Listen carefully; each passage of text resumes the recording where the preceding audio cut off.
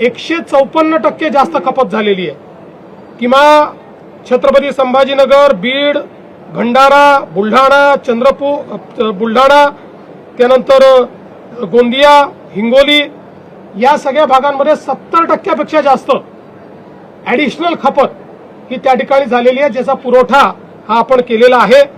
आणि म्हणूनच एकीकडे शेतकऱ्यांना डिझेल मिळालं पाहिजे याकरता आपण प्रयत्न करतो, पण निश्चितपणे त्याचा फायदा किंवा गैरफायदा हा काही लोक घेत आहेत। या दोन गोष्टी महत्त्वाच्या आहेत। एकीकडे नॉर्मल पेट्रोल डिझेलची खपत वाढलेली आहे आणि त्याचवेळी कमर्शियल जे ऑइल आहे, पेट्रोल डिझेल आहे, याची खपत मात्र थोडी कमी होताना दिसते आहे।